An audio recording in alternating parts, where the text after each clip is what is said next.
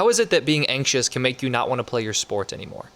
Well, whenever we're going into games and we're experiencing a lot of anxiety, this will be accompanied by a lot of uncomfortable feelings, a lot of uncomfortable types of thinking, and then also some poor performances.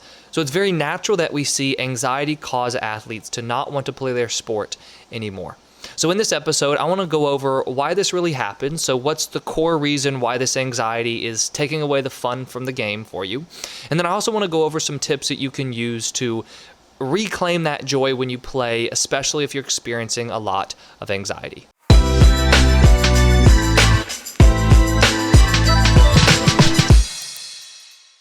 Hey there, I'm Eli Straw, mental performance coach and the founder of SuccessStartsWithin.com. I was talking to an athlete earlier today about the anxiety that she has historically played with. Now, we've been working together for about 7 weeks now, so she's experiencing less anxiety and she's finding herself performing better during competition. And she had a game just yesterday, and in the game yesterday, she felt that, she played really well. She ended up making a couple mistakes, but she was able to bounce back from the mistakes, which is something she hasn't historically been able to do, because when she would make a mistake, she would start to beat herself up. And a lot of this had to do with the fact that she started the game wanting to play, instead of starting the game dreading the game and being afraid and worried about making mistakes. And that right there is a really significant change for us. Because in the past, when she's dreaded games, so she's not wanted to play because she was feeling a lot of anxiety and a lot of fear, that then led to more negative emotions as the game started, and then ultimately it led to worse performance for her because she was playing with more timidness, she was hesitating, she was playing shy out there, so she wasn't playing aggressively like she needs to.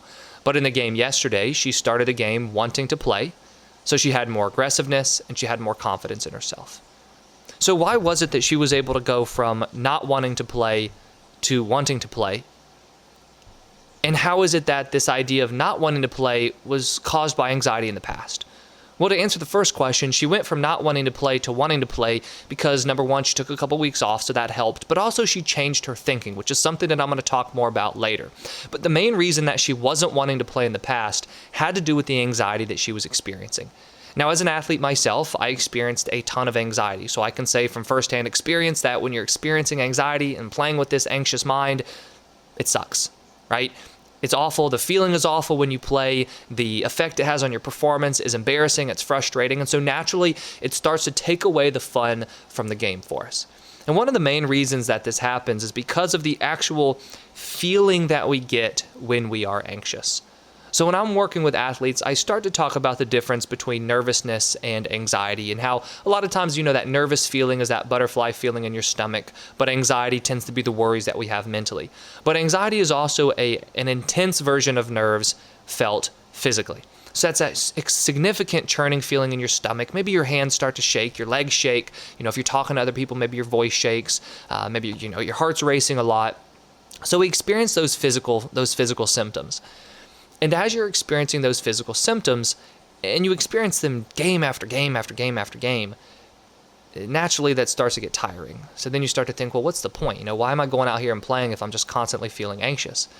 And then to stack on top of that, we also have the effect that the anxiety has on your performance, right? So when you feel anxious and then you go out there to perform, whether you are a soccer player, a baseball player, a basketball player, a tennis player, football, whatever sport you play, the anxiety that you experience will likely affect your performance. And this does so in a couple different ways. If you're experiencing intense physical symptoms of the anxiety, that's going to have a negative impact on your performance, because if your legs are shaking, then you're not as strong in terms of your bottom half, right?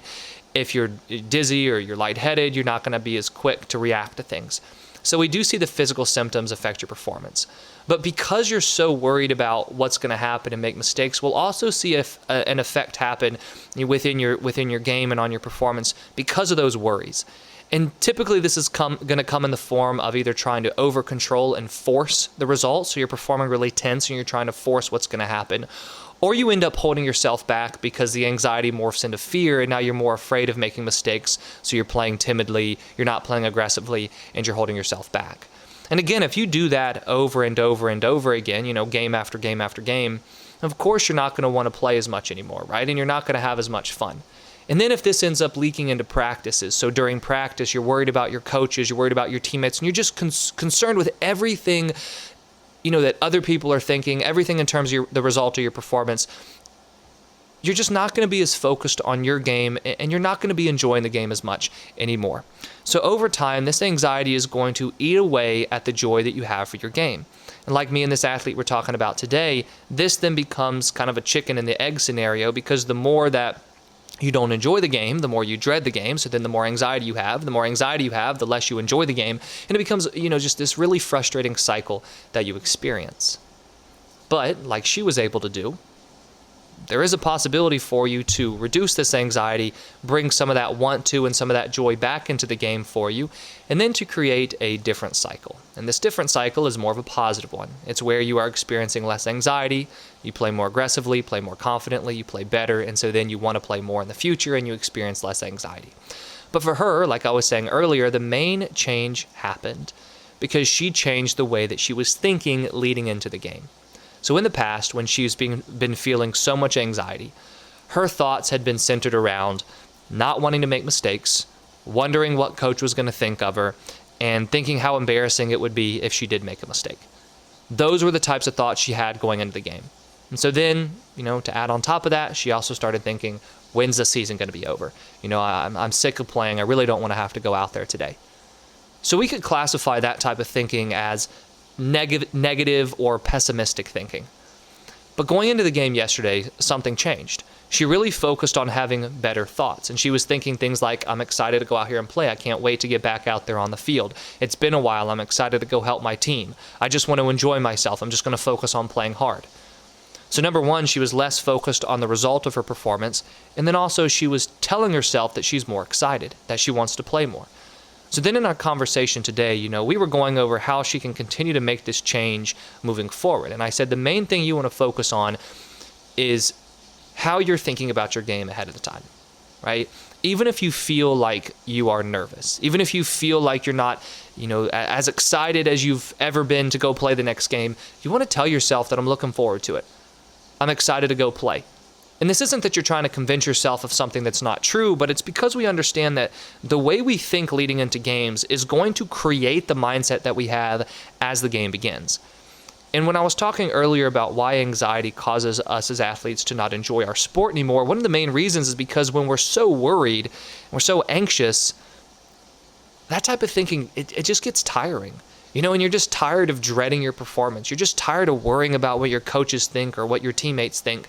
But that type of thinking is something that you can change.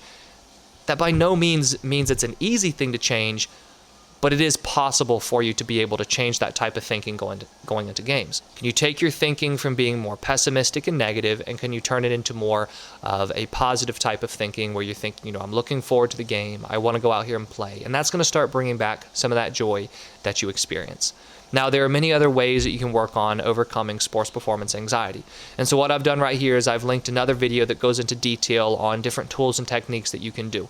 But in the meantime, let's really work on changing our thinking as we're going into games to think about how we want to play instead of thinking about how we are dreading this upcoming competition. I hope you enjoyed this video, and if you did, please hit that like button and subscribe if you haven't already. I put out new videos each week on sports psychology and mental training. And if you're interested in any of the sports psychology programs I have available, I put links to those in the description below. Thank you for watching, and I wish you the best of success in all that you do.